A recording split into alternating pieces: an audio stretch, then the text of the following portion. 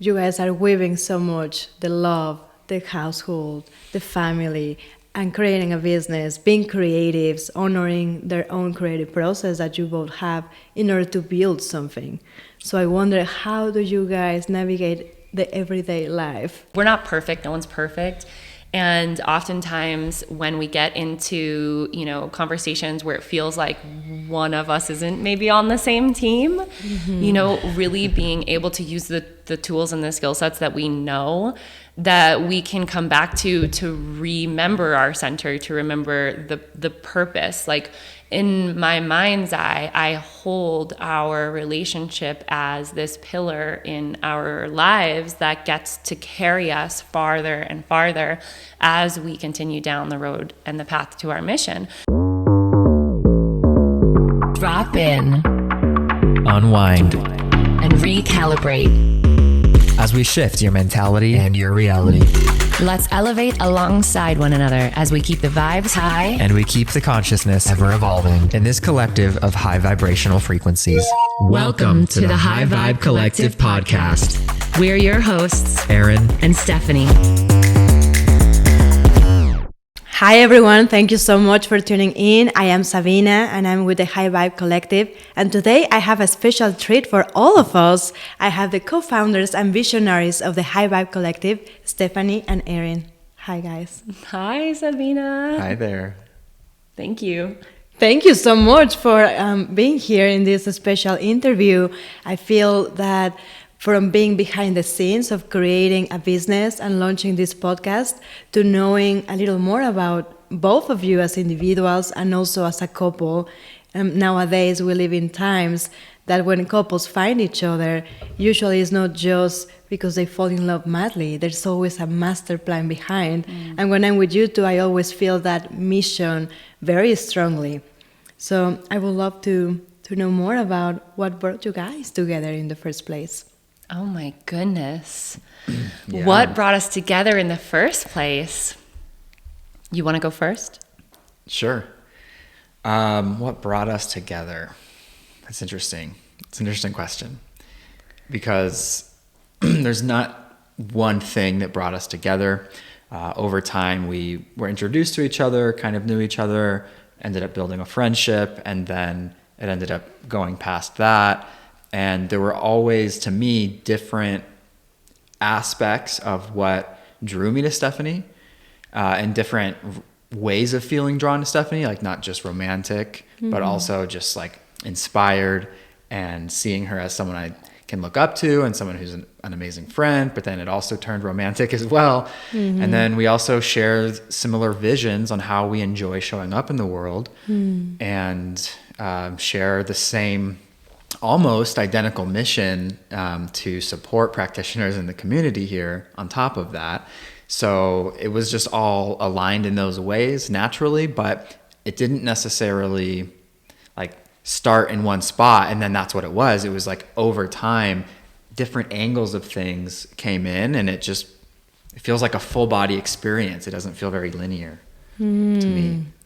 That sounds so profound, almost like the recipe for a lasting relationship, knowing that the foundation was since the beginning friendship, then exploring further, and the realization that there's a mission there that is very aligned with your own soul purpose and then intertwined with already your soul purpose. So coming together is not just like, oh, we see this couple that are in love, which is beautiful, of course, but as the community is like, there's a couple that is in love and is willing to give back to the community. I feel nowadays that to me will be what we call a power couple, not just in the economical aspect, but also in the power that these combined lives can bring into the community. Yeah, thank you. Wow. It's beautiful to see that reflection because I feel for us, we're just living. And yeah, Aaron's right. We were friends first and really honored each other that way. And for myself, it was, entering into this, more romantic side of our relationship really looked like clear, conscious decision-making versus lustuous actions, right? So that was really important for me because, we all have a past. All of us have previous relationships. And I was really working on myself in a lot of ways consciously to stop rewriting or stop writing the same story over and over again. I wanted to really create a life where I wasn't making the same mistakes over and over again. And really that took a lot of inner work on my end to really sit with myself and be like, okay, wow, like this is clear. If I don't know what I want, now how do I get clear on what I do know what I want? And Aaron, you were someone in our friend circle that I kept seeing time and time again just show up as the same person consistently in the ways of integrity and in the ways of peace and inner knowing. And so that was something that was, it ended up turning into attraction for me because I, kind of needed that as a balance. Maybe still do. But yeah, the act of coming together in union was a choice. It was a conscious choice. It wasn't, like anything else I had done in the past. We had conversations, we made agreements, and then we chose to enter into what we called a sacred container at the time, knowing that at the end of the day, we would always have our friendship because that was what mattered the most to us, no matter what happened. And then throughout all of the, challenges or yearnings that might have happened, there was this choice, again, to come back to the conscious communication and the choosing of one another time and time again. So, yeah, it's been incredible. That is so inspiring, especially when we think about the power of manifesting. It's very easy to get caught into, I want to manifest this in my life. But you just mentioned something very important. The moment I start working in myself and reframing your own reality, you attract something that matches that alignment, that frequency. And in this case, when you guys came together, there was a new frequency, because what I hear is that both of you were already working in yourselves in this path of transformation, of healing. So when you mention creating a container that feels sacred, it sounds to me that it was a very easy transition. It was not, let's work into making this happen. It's like we both agree that we want to enter a sacred container. So for people that are not very familiar with what a sacred container is, can you elaborate a little more on that? Yeah, it's juicy. It's like the intimate inner workings of our lives, and it's relevant because it's the foundation that's led to everything we've accomplished. So I'm happy to share. The sacred container for me really looked like honoring each other as individuals, first and foremost with our friendship. But, we live in a day and age where there are open relationships and people where there's infidelity and, lustrous things that can occur outside of the union that's created. And for myself, I was just completely uninterested in any of that. And I had no idea if he was interested or uninterested. And so it just took for me like a huge level of vulnerability to come to the eye-to-eye conversation and say, like, listen, this is what I'm wanting. If we're going to enter into this together, what it's going to look like for me is that we're honoring each other in this space. And if there's ever a moment where, we feel desire towards another, instead of taking action on that first, what is going to be honorable to me is if you come to me and you share with me, hey, I have some feelings towards another person, instead of after the fact being like, oh, this thing happened, sorry, right? And so that was really important, to honor the container and not break it. When I say container, I'm not talking about Tupperware. I'm talking about this really sacred circle that's been created where we have safety to be vulnerable, to play at our highest capacity, and to really dive into the inner workings of one another in that safety of the container. And when there's fear of that container being broken, right? Like jealousy is a thing in a lot of relationships, whether you have been with someone who's cheated on you in the past or not. And so for me, I was just uninterested in entering into anything like that. So then I knew, okay, if I'm going to go into this place with Aaron where we're going to take our friendship to another level, then I know he's going to be willing to be honest and truthful with me because of everything that I had already seen from you. So it was just making sure I could be clear because as the woman, we're the neck that turns the head. If we're not clear, then the head's just doing whatever it wants, and that's fine if that's what you want. But I wanted something really different than anything I had ever seen, and so I just made it up.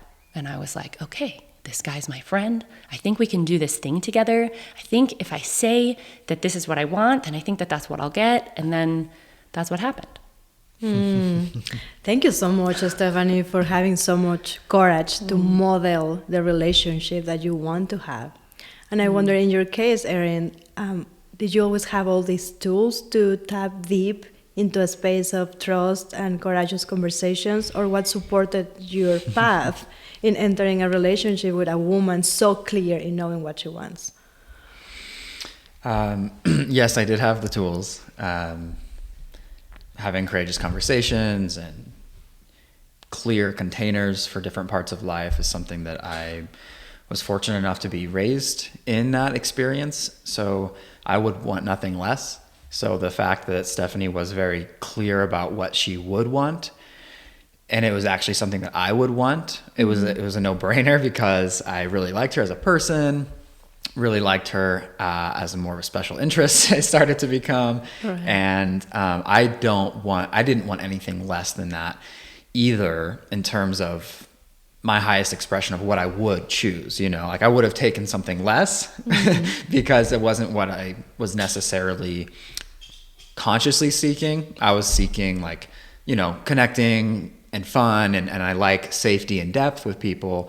But I wasn't necessarily seeking anything in particular. But then it became really clear, like, okay, this person, has integrity. This person is actually respecting themselves and treats themselves very well. And, I've seen a whole range of things, and I really appreciated and admired that about Stephanie.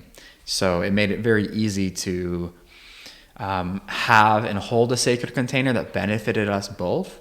And, at the very beginning of a romantic relationship, there's not necessarily a ton of trust built. We had some friend trust built, but there's not that intimacy trust yet. And so, to create that container where we could safely have that with each other without fear about it, it felt really easy. And I think it helped us trust each other pretty quickly. But I think it is also both what we naturally want. And wanted. And so it wasn't like, we're holding together this container so that we can hang out together. It's like, it's just is what it was. And we both gravitated towards that. And that's how it feels in a lot of areas of life. So it's a blessing. That's so inspiring. And as someone that has the honor and the pleasure to be so close to both of you in friendship and also in business, that's my other question.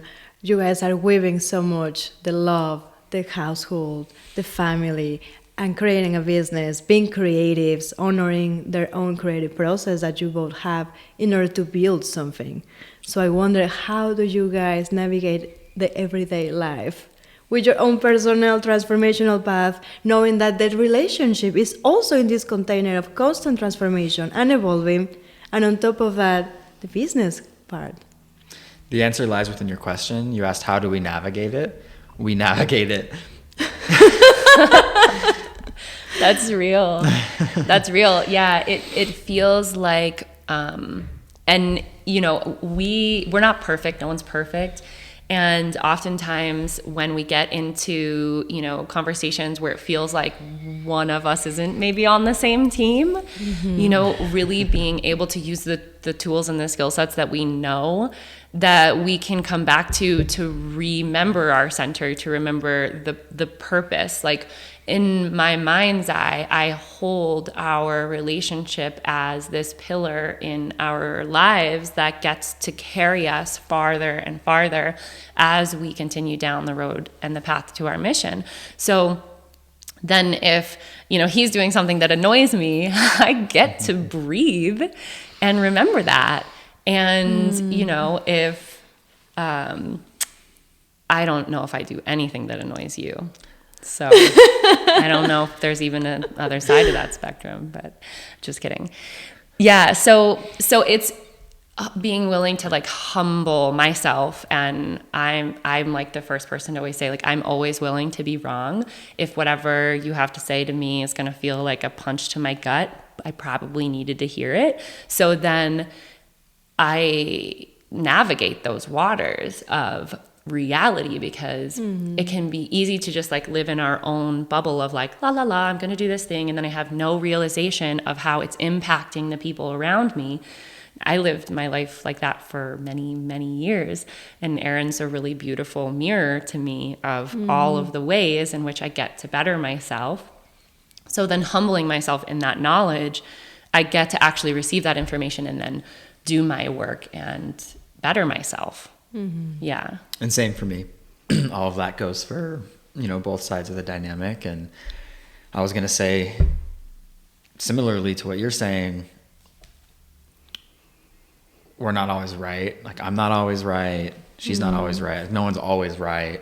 And so kind of knowing that, it's like, okay, we can sharpen each other's edges and get better and not take it personally. So like you asked, well, your own relationship, the household, the business. And it's like, luckily we have the same values and vision and mission in all of those areas. And so we're here holding up the same thing.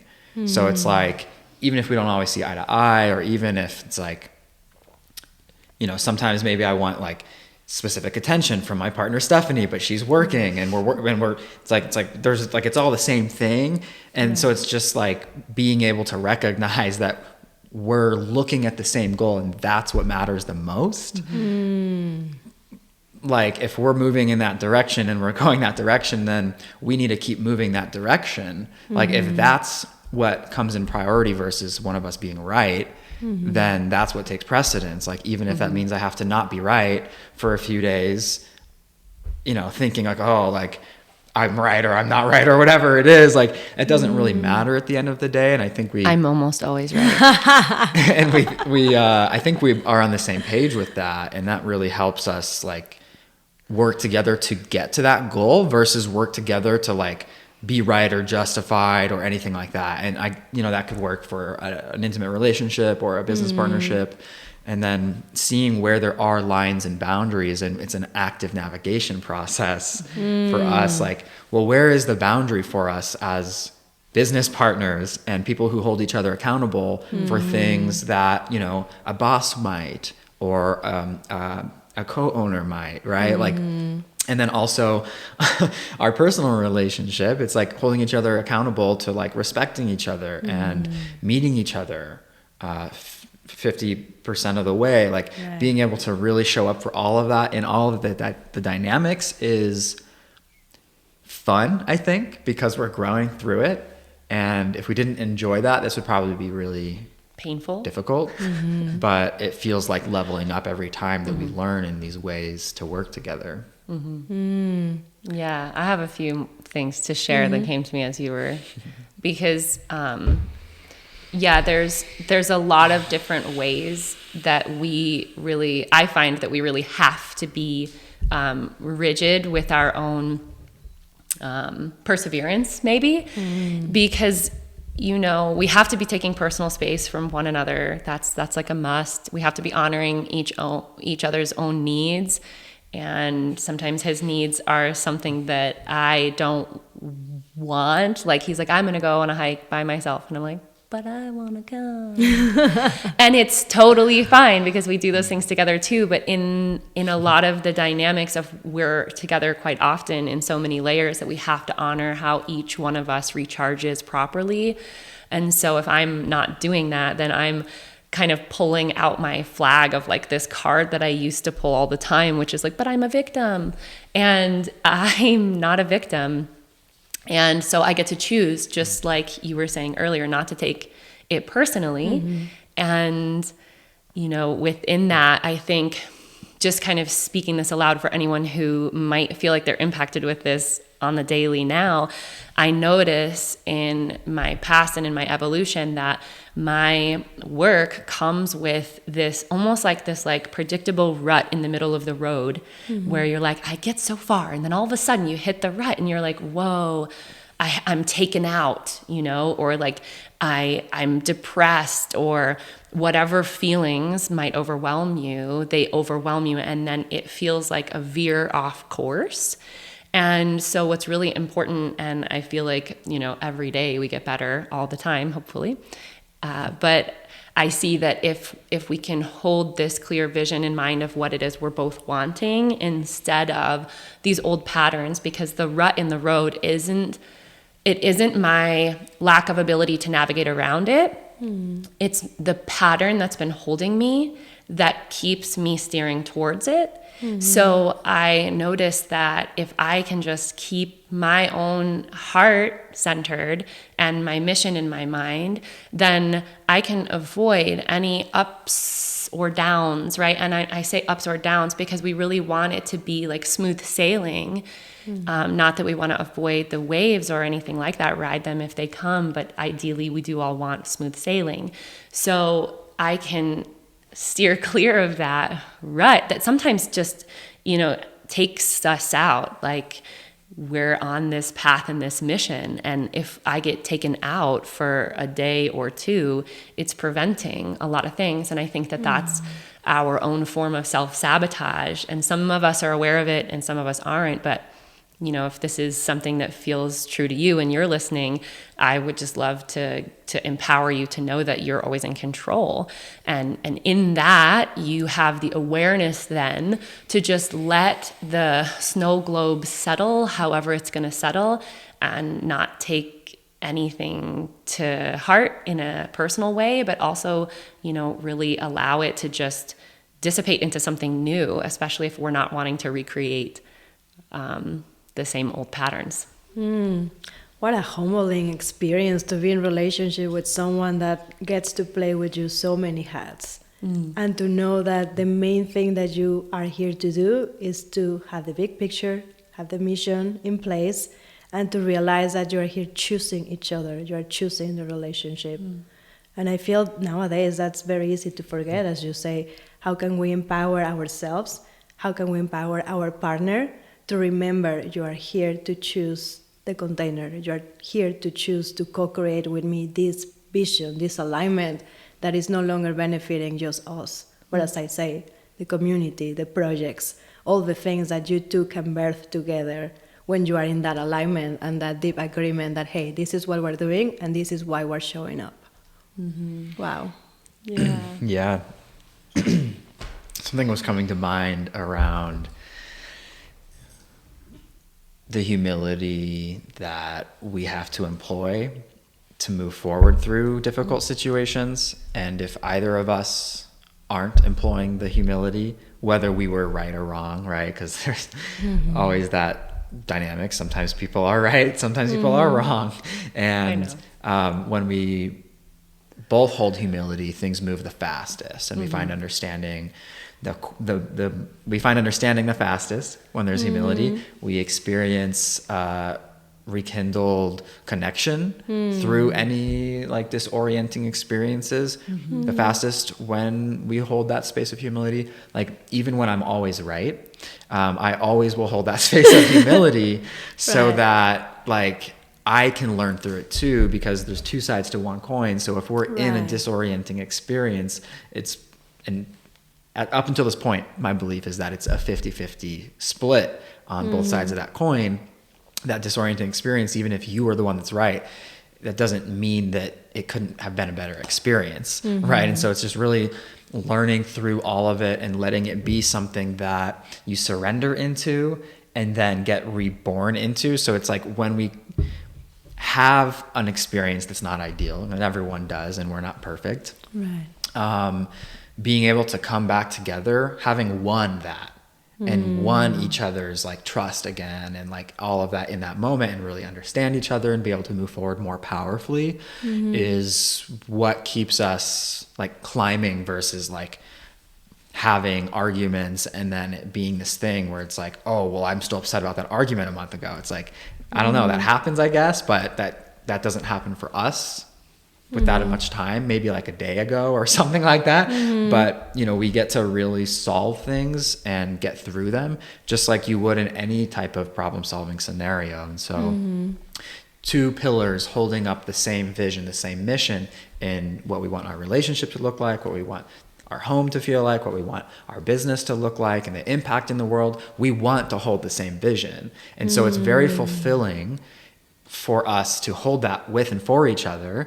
And so it's just kind of like, all right, so she's my teammate, so this is the reality, you know? Right. And then I'll always compare, okay, if I'm having a difficulty with my main teammate and I'm thinking, oh, well, you know, this, whatever, right? It's like it's hard not to get into that state sometimes with any type of teammate.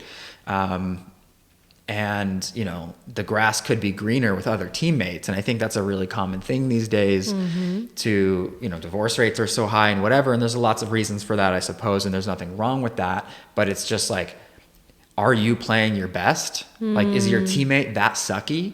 Or are you that sucky? Or are you both that sucky? Like, how come you're not kicking the soccer ball into the goal? How come you're not blocking the goal? Like, it's the whole team. It's not just one player. So luckily we are coming from that space. We haven't said it like that to each other before, but any type of relationship dynamic, how is it? Well, we're navigating and we don't know everything and we want the same thing anyway. I love that. And that is bringing to me the metaphor of, are you allowing yourself to be coachable in this team that you are co-creating? It's like, it's my teammate, but is my teammate going to allow me to coach, you know, like quote unquote coach, and vice versa? Whenever I'm doing something that may not be in the highest alignment of where we are trying to go, do I allow myself with humbleness to receive the feedback from my team partner? Wow. Yeah, it's incredible. So yes, we do both coach each other, and we do both receive it very well, and we both trust each other's coaching. Like, it feels right to be able to critique or receive critique. And it's humiliating, but it's also humbling. Right. Well, and even to kind the of polarity. the polarity to bring to light too that, like, you know, so some person may be listening and be like, well, that's great that you can be doing all those things, but like, I get really triggered or my partner gets really triggered, and like, that's real too. You know, that's real too for me. We didn't say we don't get triggered. We just said we navigate it. Right. And, you know, in our relationship particularly, Aaron grew up with a very different parenting style and a very different family home than I did. And I'm not saying anything negative about one or the other, but I have experiences that he doesn't have. And so then I have triggers that he doesn't have. So he might say something to me and then I get completely like in the fawn reaction because I don't know what to say because of how he said what he said and how it's triggered something from my past that he has no earthly awareness of. And vice versa. Yeah, no, this is a real example, I feel, for many couples. It's very real. Yeah. And so in that place, there's almost like this push-pull that really, I think, needs to happen, you know, in order for there to be this humbleness and humility and then the resolve that gets to happen in the sooner moments than we might, you know, anticipate. Sometimes these things can go out for like weeks for some couples. And you're right, you know, the divorce rate is really high. It's like, I was and not also just married couples, and then but divorced. every relationship. Yeah. Right. So in those moments of like trigger, what's important is the clear communication. And so for him, you know, being like, hey, what's happening? Like, why aren't you saying anything? And then for me to be able to step into my own strength and my own voice, those of us who need to crack our throat chakras open, figure out how to do that for yourself, we can assist. But that is something that needs to be embodied. We have to have our power center activated, and we have to be willing to speak what it is that we need. Because, for me, half the time I'm just like, oh my gosh, well, you said something like this, and it reminded me of something from my father in the past, and then it was just really difficult for me or really triggering because of the way that you said it. So then I didn't know how to respond. And then he's like, oh, wow, well, thanks for sharing that, because now I have an understanding of where you're coming from, and I can make a note not to do that again in the past. This is all I was trying to say. We're just animals. We're just mammalian animals walking around in these skin suits. I don't have fur, but I do have spots. And so I think about it like that, and I think that really helps to think about it like we are animals. Mm-hmm. So if all of a sudden he says something and my hackles go up, then I'm not going to be receptive to anything in this space. I have to be willing to let it go. And then once I understand it's safe, then things can shift. And vice versa, he does the same thing too sometimes. So right. Yeah, and those are very important skills to cultivate, how to read your partner's body language in a way that you are not trying to be the one anticipating what they are thinking or trying to do. Yeah, and I think that navigating those waters, especially for those of you listening who maybe haven't, had these types of conversations before with your partner, that's okay. I think just inviting in the container to be vulnerable in the words you're going to share. And, to me, that looks like, hey, I want to say something to you right now, and I'm a little bit afraid of what your reaction might be. And so I just want you to know that in advance so that I can feel safe to share. And that, to me, has to be something he will then say, yes, that's fine, or I need to be in a different place in order to receive your words, or whatever. There needs to be an acknowledgement in order for then the container to feel safe to share, right? That is deep, and the way you describe it, you make it sound that it's a skill that you cultivate over time. So for people that are just stepping into, we love each other so much, but there's something missing. We want to stay together, but we maybe lack the tools or the clarity to navigate this and to stay together and to not come to the conclusion there's so much love, but we're not working. Let's separate. What would you recommend for couples that really the core is love, but they haven't been modeled how to do these things. They come from families that talking about feelings, emotions was never even a possibility. So how can someone start opening up like that? If one person in a two-person relationship is at the depth of 100 feet underwater and the other person will only snorkel to 15 feet and you need to explore other depths because you're being called to do so, and you want to do that with a partner and they're only at 15 feet and they're not going to 16 feet the next day, 17, then it's just at some point you have to decide where your experiences are going to lie. Are you just going to hang out at the surface of the water when you have all your gear on to dive because that's your path right now? And, we're doing our own work. I'm sure we explore different parts of the ocean at different depths, but we also really like hanging out at similar depths and deepening together. And, not everyone has that position right now in a relationship to be in the same depths or to be exploring new parts of the ocean together. And not everyone needs that either. Some people don't need that same depth with their intimate partner in those ways. So just being really realistic about those things. And if you want to go deeper and your partner doesn't, then do I have to say anything else? It's just that is just what it is then. And could you crack your partner open? Sometimes we're hard coconut shells that need to be, and machete. I think that if someone really cares about their partner in a really deep way, they'll do everything they can to get that person to go deeper. And I would recommend just trying to get the other person to go deeper. I need her to do that to me because I love the depth that I've already cultivated in my life, regardless of her. And I also love where she helps me go deeper and wider. And so, and then I help her go deeper and wider. And sometimes if I'm at like 120 feet and she's at 110, I'm chiseling out that 10 feet and I'm bringing her there to that depth, and vice versa, you know? And sometimes it's an invitation. Hey, will you meet me down here? And other times it's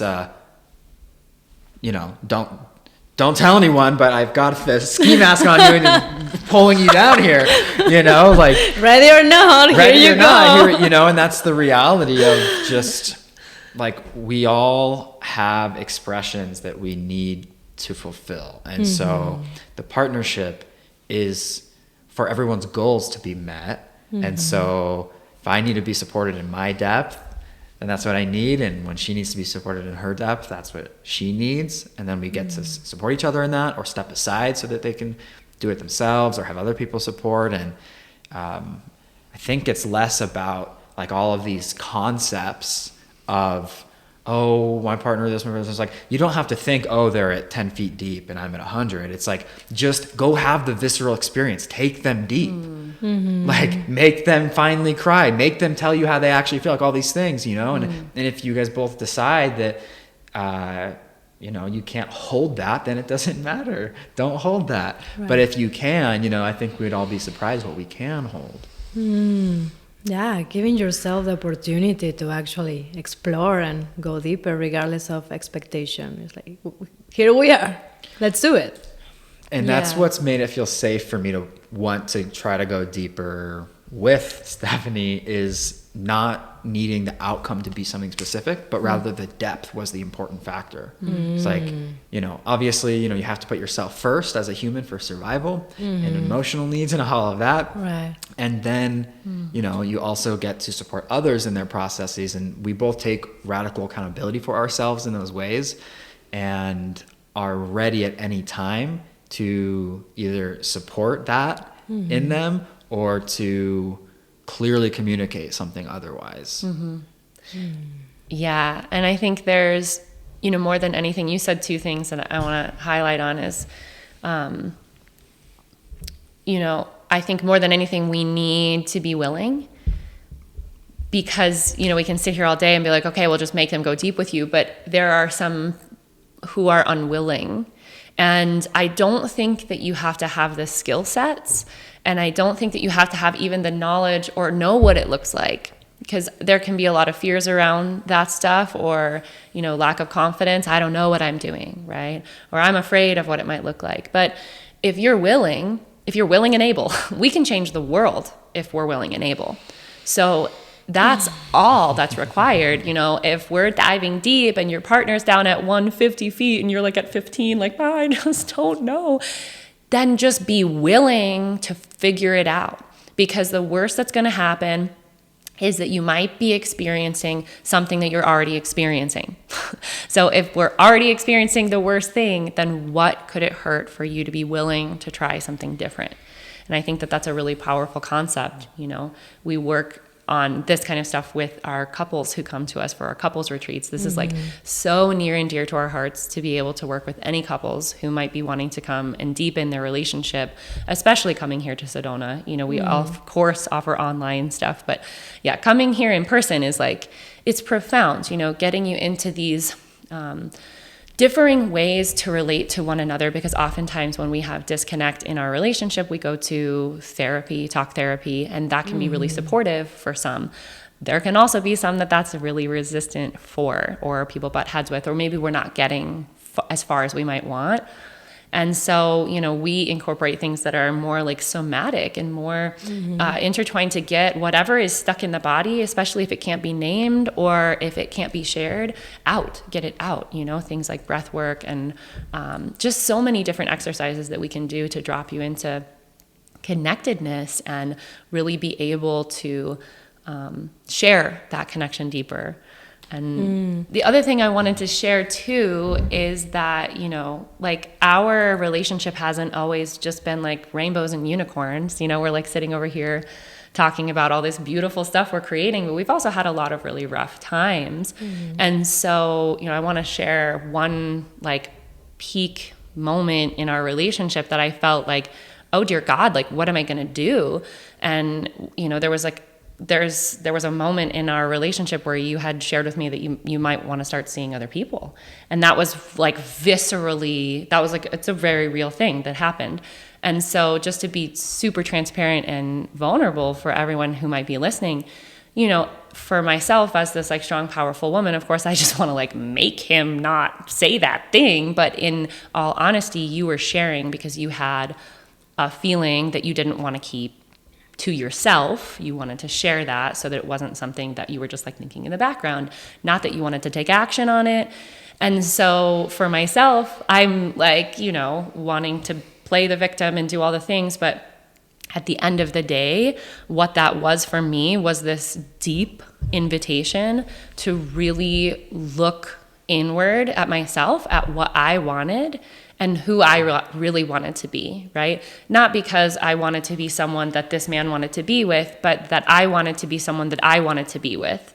And so the way in which that reeled anything back in was by me reeling myself back in. You know, I just took every single day and I thought, how do I want to be with myself? And how do I really want to show up in the world? And what are the ways in which I want to be better? Because I want to be better. And it's something that's being reflected back to me in ways that are visceral. Mm-hmm. So just, you know, you had shared like taking it personally, like we have to help ourselves first. And that cannot be any more real in any romantic relationship here.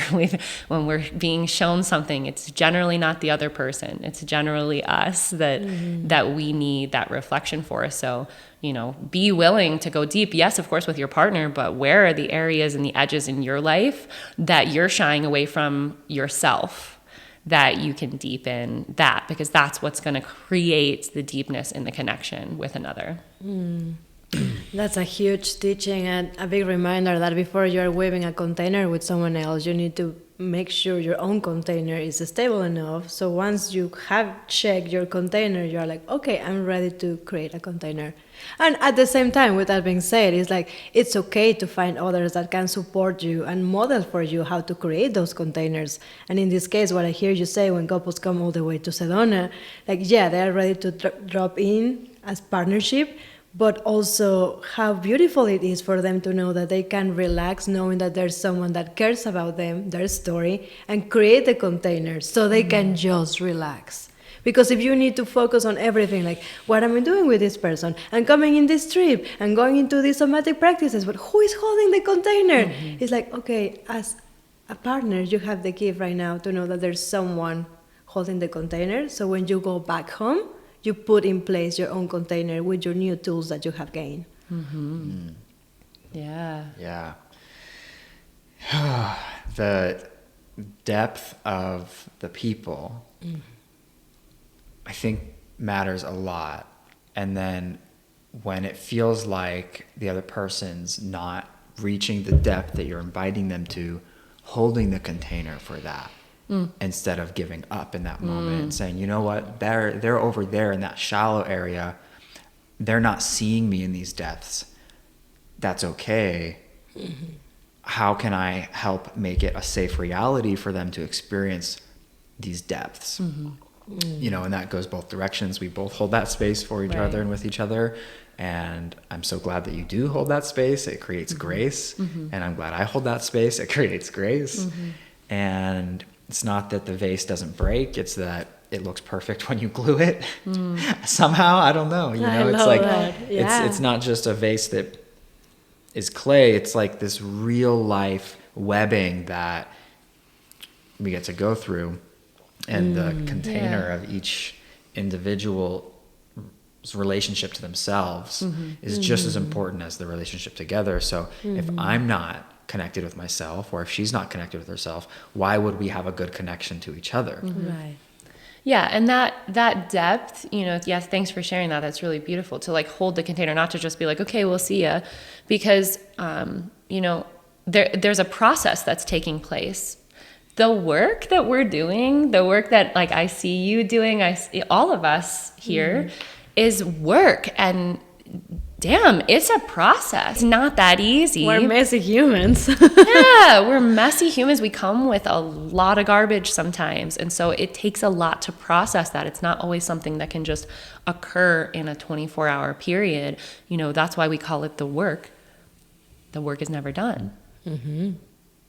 Yeah, we're like work in progress, you know? Mm-hmm. We're not done until we are actually the timer goes off. Yeah. One more thing that's coming to mind that feels really potent around relationships, really any relationship. If it's a two-person dynamic, you know, whether it's you and your boss or it's actually a romantic relationship, there's only two people there. So you have 50% of the voice, 50% of the impact, and 50% of the energy that's going on.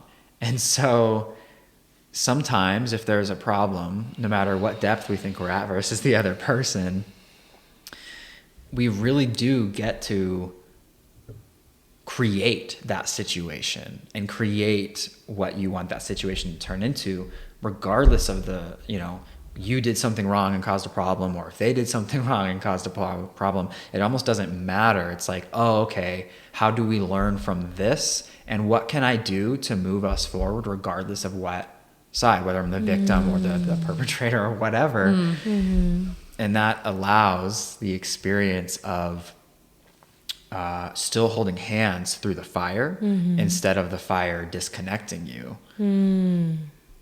What's been the most catalytic moment when you realize that you want to be in service, not just of your relationship, but also of the community? Like what inspired the whole creation of the High Vibe Collective? Yeah, I'll let you share. Okay. I was putting on a community event to highlight healing practitioners with a friend, and it was something that I felt inspired to do because of some internal inspiration. I don't know exactly what it is. It just felt like, cool, yeah, let's put something on, and practitioners that are doing the work and living that can come and share, and like, how cool is that? And for some reason, that was something that felt enjoyable to me. So, and we had just started dating, basically, right before that, I think. Yeah. And I had done stuff like that before and went to a healing school that did stuff like that. So I'd seen it modeled. I enjoyed it. I appreciated it. And so I was holding another one of those. And it was something that felt precious to me. It felt like something that I was really excited about. And I really liked having my hands on it and helping to create it. And Stephanie and I started dating, and she wanted to give me advice on it, and hey, you could do this, and I'm just like, okay, like that's cool. I'm me, and I have this thing going on, and I'm not necessarily asking for your perspective on it or whatever. It's like, I didn't know we didn't do anything that was like business related or like collaborating outside of the personal connection at that point. So I wasn't really thinking that way and just said, no. Eventually, somehow that wall just like dropped, and things she was saying was like, I started to really inspire me. And I was like, okay, like this feels really good. Let's open these doors. And then that thing turned into something much bigger than it was going to be. And that turned into what was called The Gathering. It was a mini festival held in Sedona, and we had an amazing time with, 150 people, healing workshops and music and just really good energy. Everyone had such a transformative experience, a 3-day mini festival. And it wasn't until Stephanie said, hey, there should be music, and then brought the headliners and developed relationships with people and created a more conducive environment to hit a home run on what I wanted to do anyway. So it was really a moment for me to like step back and say, you know what? I don't know everything about this situation. She is saying something that could be really good. Once I started kind of catching on to that, it was like, ooh, okay, I don't know everything, like, thanks for bringing your power and your magic here. And it was really fun. Wow. So that was the first thing that led to us working together in that way, which turned into High Vibe Collective, which was something that structurally Stephanie was wanting to do for a while. Yeah, so it's just really interesting because we got done with the gathering and then everyone loved it. Everyone was like, oh my gosh, when are we doing another one, right? And so the High Vibe Collective kind of just started itself because we were brainstorming, and I've done business coaching and life coaching for years, and there's a lot of incredible, we think about it like left brain, right brain. There's like it's like the starving artist perspective, right? Which is just actually a really real archetype in not the way of which there's need for starving, but that it's difficult for some to have the side of themselves that can create the entrepreneurship, right? Mm-hmm. And I saw that in a lot of these incredibly talented healers that I knew that were just like doing some incredible healing work, able to help drip all of the monetary abundance that just is here in Sedona all the time. It's here all the time, to help really drip that to the roots of the community. Because, meanwhile, everyone's talking about, oh, we got to get the land and we got to do things, but, you have to have the money to get the land. So I wanted to really I was inspired to think of a way that we could all collectively work together to really bring that abundance to the roots of the community in a way with like fair equality with the payout, and also to just have it be like this continuing thing from the gathering of, fun and joining together and making this impact. There was such a big impact that was made, and so it felt really aligned to just be like, okay, we're going to do this thing. And it's just felt so exciting and so like lusciously rewarding every step of the way. Yeah, that 3-day festival type container was really moving for everyone there. It was very transformative, rebirthing. It was very like the phoenix, where it all burns down and you rise from the ashes. It was like that on a lot of levels for a lot of people. And it's a whole production to do something like that. And what we're doing now is that for individuals. So these 3-day without transformative, without the music headliners, these 3-day transformative retreats and experiences for couples or individuals are based around the simple phenomenon of receiving medicine from another person.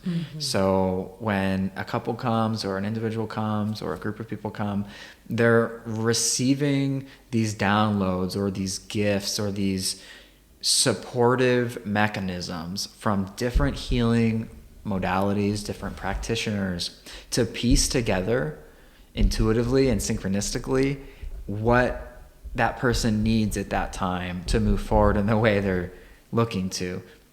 So it's a very similar thing, what we started doing, what we're doing now, but it's showing up in a little bit of a different container with the same results, the same deep impact. And that's where it's fun, it's fulfilling, and, we just see it the same way somehow. So. And we'll throw another mini festival soon. Yeah, I was going to ask that. When is the next one so people can come and visit Sedona? It's in the works. It's not planned right now. It's in the making. It's in the making. Wonderful. Yeah. What a fascinating journey. Thank you so much for showing up with so much authenticity to open up your love story, but also how that permeates into the creative process, and how by allowing yourselves to get out of the way, you have created so much beauty and empowerment. Thank you so much. Thank you, Sabina. I really appreciate you asking these questions, and it's been really a pleasure to be here with you as well, Stephanie, and share. Well, thank you. Yeah, and thank you all for listening. I hope you are able to retrieve your own gems or jewels from this powerful couple. We are looking forward to seeing you here in Sedona. Please visit our website, and see you soon. See you the next time. Bye. Bye.